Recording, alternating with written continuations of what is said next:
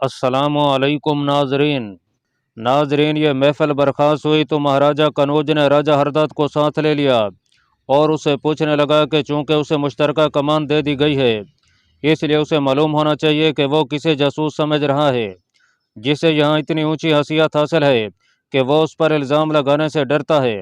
ہردت اسے ٹالتا رہا کیونکہ تشکین ساتھ ساتھ چلا رہا تھا۔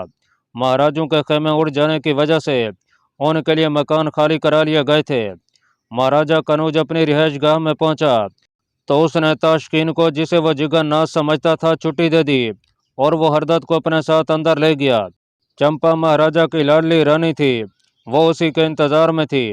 اس نے مہاراجہ اور راجہ ہردت کو شراب کے پیالے پیش کیے اور مہاراجہ کے ساتھ بیٹھ گئی۔ ہردت نے چمپا کی طرف دیکھا تو راجیہ پال اشارہ سمجھ گیا۔ اس نے چمپا سے کہا کہ ایک ضروری بات کرنی ہے، اس لیے وہ کچھ دیر کے لیے دوسرے کمرے میں چلی جائے۔ چمپا تو چلی گئی لیکن تجسس نے اسے دروازے کے ساتھ ہی روک لیا اور وہ باتیں سننے لگی۔ میں جو بات کرنے لگا ہوں وہ اس قسم کے مطابق ہے جو ہم سب نے مندر میں کھائی ہے۔ راجہ ہردت نے کہا، مجھے میرے عہدیدار نے بتایا ہے کہ آپ کا ذاتی محافظ جگن ناتھ نہیں، امیر بن تاشکین ہے اور یہ غزنی کا بڑا ہی دانش مند اور حرفن مولا جاسوس ہے۔ میرے عہدیدار کو یہ بات اس جاسوس نے بتائی تھی جو قتل ہو گیا ہے۔ آپ کو میری بات اچھی نہیں لگی ہوگی، آپ کی بات مجھے بری نہیں لگی، مہاراجہ راجیہ پال نے کہا، لیکن میں مان نہیں سکتا کہ کوئی اجنبی مجھے اس طرح دھوکہ دے سکتا ہے۔ میں آپ کے الزام کو ٹالوں گا نہیں۔ اگر آپ سننے کی ہمت رکھتے ہیں تو میں ایک اور بات بھی کہنا چاہتا ہوں۔ راجہ ہردت نے کہا، آپ کے لیے حسین لڑکیوں کی کمی نہیں۔ مجھے معلوم ہوا ہے کہ چمپا رانی اور آپ کے ذاتی محافظ کا در پردہ دوستانہ ہے۔ اگر آپ چھوٹی رانی کی خادمہ سے پوچھیں جو اس کے ساتھ پرسوں رات دریا پر گئی تھی تو آپ کو حقیقت معلوم ہو سکتی ہے۔ مجھے ڈر ہے کہ یہ لڑکی اس جاسوس کے ساتھ مل کر آپ کے لیے ایک حسین دھوکہ بنی ہوئی ہے۔ ذرا کھل کر بتائیں کہ آپ کو یہ باتیں کس طرح معلوم ہوئی ہیں۔ مہاراجہ راجیہ پال نے کہا، میں خادمہ کو آپ کے سامنے بلاؤں گا اور صبح آپ میرے محافظ اور میری رانی کی لاشیں دیکھ لینا۔ اس عہدیدار کو میں نے اپنے ساتھ رکھا ہوا ہے۔ راجہ ہردت نے کہا، وہ باہر کھڑا ہے، آپ اس کی زبانی جاسوسوں کے متعلق سن سکتے ہیں۔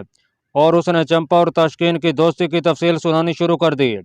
چمپا وہاں سے دبے پاؤں باہر نکل گئی اور تاشکین کے کمرے میں جا پہنچی۔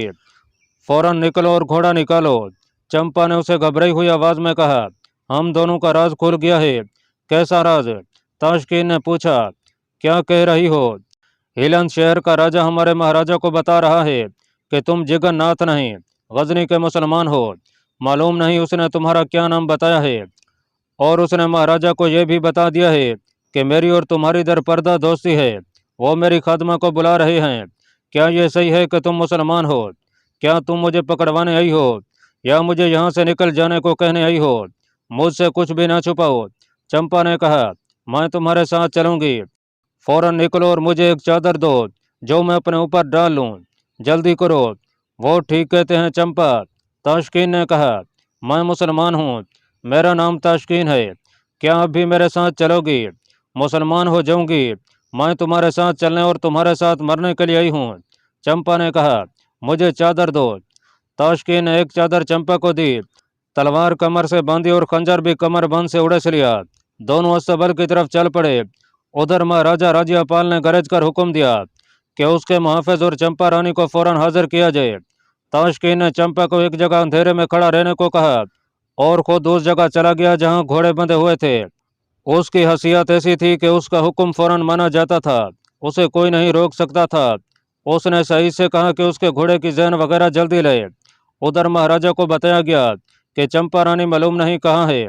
مہاراجہ نے حکم دیا کہ دونوں کو فوراً تلاش کرو، اگر وہ بھاگنے کی کوشش کریں تو انہیں ہلاک کر دیا جائے۔ اس حکم پر وہ 10-12 محافظ جو مہاراجہ کے پیرے پر رہتے تھے دوڑ اٹھے۔ ایک جلتی مشل سے انہوں نے 3-4 مشلیں جلا لیں اور ساتھ لے گئے تھے۔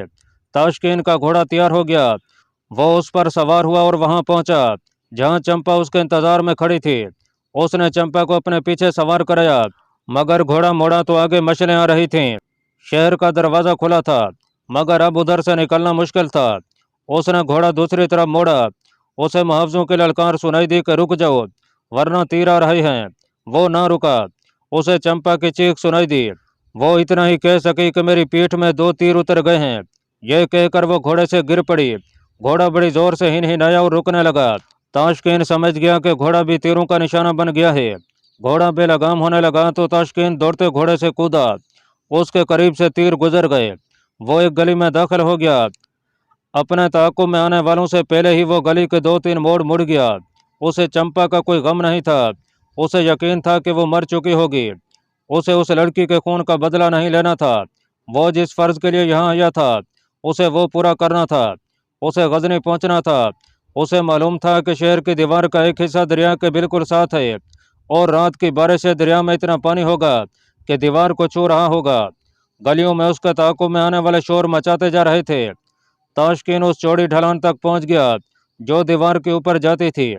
नीचे के शोर से 2 संतरी जो दीवार पर पहरा दे रहे थे उसके रास्ते में आ गए। उसने उनके करीब जाकर तलवार निकाल ली और एक के पेट में उतार दी। दूसरा भाग उठा। मशल बरदार मुहाफिज ढलान तक आ गए। ताशकीन दीवारों पर दरिया की तरफ चला गया। वहां से दीवार बहुत ऊंची थी। उसने दरिया में छलांग लगा दी। नाजरीन, मिथरा से गजनी तक का हवाई फासला 700 मील है। रास्ते में 7 बड़े दरिया आते हैं। आधे से ज़्यादा रास्ता पहाड़ी इलाकों से गुजरता है। तारीखदान लिखते हैं कि यह 3 महीनों की मसाफत थी। सुल्तान महमूद गजनवी खारजम को अपनी सल्तनत में शामिल कर चुका था। खारजम की फ़ौज को उसने गजनी की फ़ौज में मदगम कर लिया था और उसने भर्ती की मुहिम तेज़ कर दी थी। उसकी बहुत सी फ़ौज ज़य हो चुकी थी। उसने मस्जिदों में ऐलान करवाए थे कि हिंदुस्तान जो मोहम्मद बिन कासिम के दौर में इस्लामी मुल्क बनता जा रहा था हिंदुओं का बुत खाना बन गया है और वहाँ इस्लाम के सर चश्मे को बंद करने के जंगी मंसूबे बन रहे हैं। हम पर यह फ़र्ज़ ऐद होता है कि इस्लाम का पैगाम दूर दूर तक पहुँचाएँ और हिंदुस्तान से बुत खानों का ख़त्मा करें। यह एक ऐसी शैतानी कुव्वत है जिसे वहीं ना दबाया गया तो यह इस्लाम की बका के लिए बहुत बड़ा ख़तरा बन जाएगी। मस्जिदों में इमाम इसी मौजू पर वाज देते और लोगों को फ़ौज में शामिल होने के लिए तैयार करते थे। सुल्तान महमूद गजनवी जिस कदर काबिल जर्नैल था उतना ही काबिल नाज़म था। हिंदुस्तान से वो जो ज़रो जवाहरात ले जाता था उन्हें वो लोगों की फलाह बहबूद और तालीम व तरबियत पर खर्च किया करता था। उसका कुछ हिस्सा वो फ़ौज के सिपाहियों में तकसीम कर दिया करता था। चूँकि लोग खुशहाल थे इसलिए वो सुल्तान के इशारों पर सरगर्म में अमल हो जाते थे। अब उसने अपनी सल्तनत में फ़ौजी भर्ती का जनून तारी कर दिया। वो अपने सलारों से कहने लगा था, मुझे अपने वालिद मोहतरम की ये वसीयत पूरी करनी है कि हिंदुस्तान के बुत खाने ख़त्म करके वहाँ इस्लाम फैलाना है। मुझे ख्वाब में भी यही इशारा मिला था। मेरे पीरो मुर्शिद शेख अबुल हसन खरकानी ने भी यही हुक्म दिया है। मेरी उम्र थोड़ी रह गई है और मुहिम बड़ी दूर है। सुल्तान हिंदुस्तान की खबरों का इंतज़ार करता रहता था। वो ये सुनने के लिए बेताब रहता था कि हिंदुस्तान के राजे महाराजे उसके खिलाफ जंगी तैयारियां कर रहे हैं। 1017 का साल ख़त्म हो चुका था। 1018 के 3 महीने गुजर गए थे। उसे कोई इतला नहीं मिली थी। एक दिन उसे बताया गया कि हिंदुस्तान से अमीर बिन ताशकीन नाम का एक आदमी आया है। ताशकीन आ गया है। सुल्तान ने उछल कर उड़ते हुए कहा, फ़ौरन बुलाओ। जब ताशकीन अंदर आया तो सुल्तान हैरत से पीछे हट गया। यह जर्द व मरियल चेहरा जिस पर गर्द की तेज जमी हुई थी ताशकीन का नहीं था। उसकी कमर दोरी हुई जा रही थी। उससे पाँव पर खड़ा नहीं हुआ जा रहा था। सुल्तान ने उसे सहारा देकर बिठाया और उसके लिए मशरूब और खाना लाने को कहा। 3 महीनों का सफ़र 1.5 महीने में तय किया है। ताशकीन ने हाँफती आवाज़ में कहा, मिथरा में गिरफ्तार हो चला था। खुदा निकाल लाया है। हिंदुस्तान का नक्शा लाइए। घोड़े चोरी करते और दौड़ा दौड़ा कर मारते पहुंचा हूँ। एक आदमी को घोड़े की खातिर कत्ल करना पड़ा। एक दरिया बगैर घोड़े के तैर कर पार किया। घोड़े पर ही सोता रहा हूँ। उसने मशरूब पिया और सांसों को संभालते हुए उसने उन महाराजों और राजों के नाम बताए जिन्होंने मंदिर में कॉन्फ्रेंस की थी। सुल्तान को उनका मंसूबा बताया और नक्शे पर उसे दिखाने लगा कि मिथरा, कनौज, हिलन शहर और महाबन कहाँ कहाँ हैं और उस इलाके में घने जंगल के अलावा गंगा और जमुना बहुत मुश्किल पैदा करेंगे। फिर उसने नक्शे पर वो छोटे छोटे कले दिखाए जिनमें महाराजों ने मुश्तरका फ़ौज की निस्फ नफरी रखने का फैसला किया था। वो पेशावर के उस मैदान में आकर लड़ना चाहते हैं जहां भीमपाल नडर के बाप जयपाल को शिकस्त दे चुके हैं। अमीर बिन ताशकीन ने कहा, वो लुमगान की पहाड़ियों तक अपने दस्ते हमारे अंदाज से घात में बिठाएंगे। अगर हमारी फ़ौज आगे निकल गई तो छोटे छोटे कलों की फ़ौज हमारा रास्ता रोकेगी। लाहौर के भीमपाल के क्या इरादे हैं? सुल्तान महमूद ने पूछा। वो आपसे डरता भी है اور اس मंसूबे में पूरी तरह शामिल भी है। उसे ऐसा ही करना चाहिए। सुल्तान ने कहा, उसे अपनी शिकस्त को फतह में बदलना चाहिए। हिंदुस्तान के राजपूत दिलेर लोग हैं, गैरत वाले भी हैं। क्या तुम बता सकते हो कि उनकी फौजें कब तक इकट्ठी हो सकेंगी और वो पेशकदमी कब तक करेंगे? कम अज कम 1 साल लगेगा। ताशकीन ने कहा, मिथरा के पंडित उन्हें जल्दी करने को कह रहे थे। हम उनका इंतजार लुमगान और पिशावर में नहीं करेंगे। सुल्तान ने कहा, उनसे हमारी मुलाकात मिथरा और कनौज में होगी। ताशकीन, पूरा 1 महीना आराम करो। तुम बहुत ज़्यादा इनाम के मुस्तहिक हो। यह तुम्हें थोड़ी देर में मिल जाएगा। दुश्मन को तैयारी की हालत में जा पकड़ो। सुल्तान महमूद अपने सलारों और नायब सलारों को अपने फैसले से आगाह करते हुए उन्हें बता रहा था, दुश्मन को हमला करने की मोहलत ना दो। मैं आपको बता चुका हूँ कि हिंदू महाराजे किस तरह इकट्ठे हो रहे हैं और वह फौज को किस तरह तकसीम कर रहे हैं। हम उस वक्त उन्हें जा दबोचेंगे जब उनके दस्ते मुश्तरका फौज बनाने के लिए सफ़र की हालत में होंगे। हमारा सबसे बड़ा शिकार मिथरा होगा। अमीर बिन ताशकीन ने मुझे बताया है कि मिथरा के बुत बहुत मुकद्दस समझे जाते हैं और मिथरा हिंदू के कृष्ण महाराज का जय पैदाइश है। कृष्ण उनका पैगंबर था। ताशकीन ने बताया है कि उसका बुत संगे मरमर का है और उसकी आंखें निहायत खुशनुमा और बेशकीमत हीरों की हैं। सारे हिंद के हिंदू उस बुत की ज़ियारत के लिए जाते हैं। हमें फ़ौरन कूच करना है। हम पंजाब में से नहीं गुजरेंगे। वहाँ का महाराजा भीमपाल हमारा बाज गुजार है, मगर उसकी नीयत ठीक नहीं। हम कश्मीर की उन पहाड़ियों के साथ साथ जिनके दामन में पंजाब वाक़ है गुजरेंगे। जहन में रखें कि हमारे रास्ते में 7 दरिया आएंगे, पहाड़ और जंगल आएंगे। ये भी याद रखें कि हम अपने मुल्क से बहुत दूर जाकर लड़ेंगे। हमें ना कुमक मिलेगी ना रसद। रसद हमें रास्ते से पूरी करनी है। सुल्तान महमूद ने हिंदुस्तान का नक्शा जो उसने अपने हाथ से चादर जितने बड़े कपड़े पर बना रखा था सब के सामने रखते हुए ये बताया कि पेशकदमी का रास्ता ये होगा और मिथरा पर बरह रास्त हमला नहीं होगा। पहले इर्द गिर्द की रियासतों को ख़त्म किया जाएगा, लेकिन यह मुहिम आसान नहीं होगी। सुल्तान ने कहा, हम जान की बाजी लगा रहे हैं। महाराज कनौज महाराजा भीमपाल से मुख्तलिफ है। सुना है वो लड़ना और अपनी फ़ौज को लड़ाना जानता है। हमारे आदमियों ने मिथरा में जहाँ लाखों हिंदू जमा थे, गजनी की फ़ौज की ऐसी दहशत फैलाई है कि वहाँ के लोग भगदड़ मचा देंगे। मगर यह ना भूलना कि किसी के मज़हब पर और मुक़द्दस मकाम पर हमला हो तो वो जान की बाजी भी लगा दिया करता है। सुल्तान महमूद ने दीगर हिदायत दी और तैयारी के लिए सिर्फ 3 दिन देकर चौथे रोज़ कूच का हुक्म दे दिया। सुल्तान महमूद ने बरोज़ हफ्ता 27 सितंबर 1018 ईस्वी गजनी से कूच किया। मौरखों में उसकी जंगी ताकत के मुतालिक कुछ इख्तलाफात पाया जाता है। अतबी ने उसकी फ़ौज की तादाद 11,000 बाकायदा फ़ौज और 20,000 रज़ाकार लिखी है, जो सही मालूम नहीं होती। फरिश्ता ने तादाद 1 लाख सवार और 20,000 प्यादा लिखी है। फरिश्ता ने यह भी लिखा है कि सुल्तान ने यह फ़ौज तुर्किस्तान, खारज़म, खुरासान और चंद और पड़ोसी इलाकों से इकट्ठी की थी। प्रोफेसर मोहम्मद हबीब ने मौरखों के हवाले से फ़ौज की तादाद 1 लाख सवार और प्यादा और 20,000 रज़ाकार लिखी है। नाजरीन, ये फ़ौज कई मील लंबी थी और रफ्तार बहुत तेज़ थी। यह फ़ौज दरियाए सिंध और झेलम इस हालत में पार कर गई कि दोनों दरियाओं में तुग़यानी थी। मौरख लिखते हैं कि बैलगाड़ियों और घोड़ा गाड़ियों के लिए कश्तियों के पुल बनाए गए, मगर फ़ौज ने इंसानी पुल बनाकर दस्ते पार कर दिए। दरियाए रावी दूर ऊपर से उस जगह से पार किया गया जहाँ पहाड़ बहुत चौड़ा हो जाता था और दरिया कई शाखों में तकसीम हो गया था। सुल्तान ने इसे आगे किसी जिम्मेदार गाइड की ज़रूरत महसूस की। उसने अपना एक एलची कलंजर के राजा के पास इस पैगाम के साथ भेजा कि उसे कनौज तक एक राहबर की ज़रूरत है। एलची के साथ सुल्तान ने एक मुहाफ़िज़ दस्ता भेजा। सुल्तान गजनी महमूद ने सलाम भेजा है। एलची ने राजा कलंजर से उसके दरबार में कहा। सुल्तान ने वो मुआहदा याद दिलाया है जिसके तहत आप गजनी की फ़ौज की मदद करने के पाबंद हैं। सुल्तान ने कहा है कि मेरी मंजिल कहीं और है।